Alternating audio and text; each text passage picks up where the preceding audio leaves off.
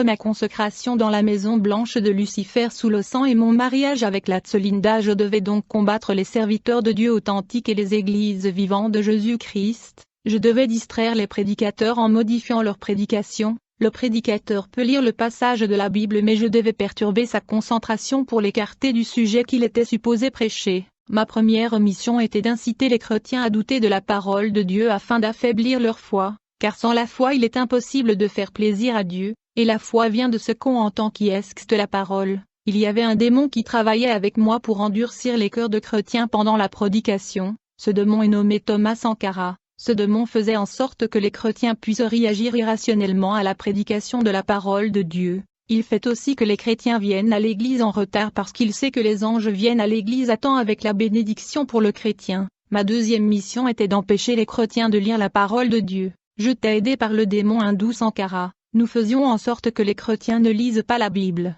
mais plutôt d'autres livres et de la littérature comme les tours de Goire. La lecture de la Bible est l'un des piliers de la vie chrétienne. Pendant la prédication de la parole dans l'église, je déployais des démons qui avaient la taille des moustiques pour distraire les gens et pour causer leur pensée de voyager. Ma troisième mission était d'empêcher les chrétiens de prier. Bien que la Bible dit prier sans cesse, une fois qu'un chrétien perd l'habitude de prier, il sera difficile pour lui de reprendre de cette habitude, et quand il essaie de prier, il manquera de mots, il aura du mal à se concentrer, un sentiment d'agitation sera autour de lui. Ma quatrième mission était de déployer les démons de l'immoralité sexuelle dans les départements de l'Église, comme le choral, le groupe d'adoration et l'intercession. J'étais aidé dans cette tâche par ma femme la déesse Linda. Je me transformais en femme pour séduire les pasteurs. Je tirais aussi des pensées sexuelles dans les pensées des dirigeants. Il fallait que les chrétiens regardent la pornographie, ce qui est considéré comme une initiation dans le monde spirituel. Certains acteurs faisant de la pornographie sont des démons.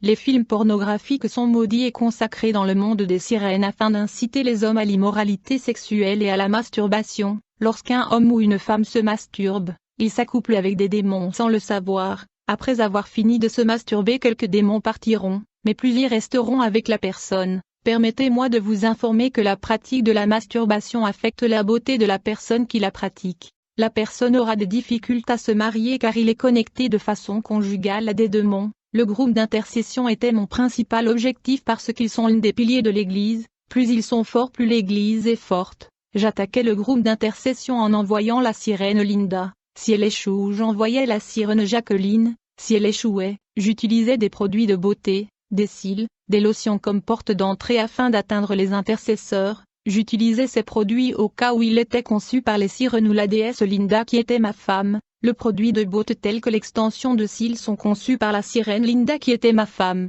et le produit comme la rouge aux lèvres sont conçus par la sirène Jacqueline. Beaucoup de produits de maquillage et beauté sont démoniaques et rendent les femmes séduisantes. La manière la plus simple d'entrer dans le groupe d'intercession était à travers le produit de beauté, car beaucoup de ces produits sont conçus par les sirènes et les déesses du monde sous-marin. Grâce à ces produits de beauté je pouvais pousser les frères à convoiter et désirer les sœurs dans les groupes d'intercession. Une fois que les frères et sœurs dans le groupe d'intercession tombent dans l'immoralité sexuelle, j'envoyais des démons de fornication à l'intérieur du groupe. Et dès le moment où l'impudicite entre dans le groupe d'intercession, le groupe sera envahi par les démons de la prostitution, et leurs prières deviendront impuissantes à cause des péchés. Les leaders des églises étaient aussi mes cibles. Parmi les 999 démons que le diable m'a donnés, j'avais un démon appelé Maria. Il se transforme à une femme physique et allait aux églises pour demander des conseils afin de séduire le pasteur. J'attaquais aussi le groupe d'adoration pour empêcher leurs chants et louanges d'atteindre le trône de Dieu. J'envoyais Linda pour causer l'impudicite dans le groupe d'adoration, afin que leur adoration soit rejetée par Dieu. Dans ma cinquième mission, je travaillais avec deux déesses. La première déesse s'appelait Cultra de Lina. Elle était le démon de l'homosexualité. Quand elle entre chez un homme, elle lui conduira à se comporter comme une femme. La seconde déesse s'appelait Sensia. Elle est le démon du lesbianisme. Quand elle entre dans une femme, elle se comportera comme un homme. Elle va commencer à s'habiller comme un homme, même ses manières et sa personnalité changera. J'essayais aussi d'inciter les chrétiens à écouter de la musique du monde qui est une porte pour les démons. Il y a une chanson qui est au top du tableau dans le pays.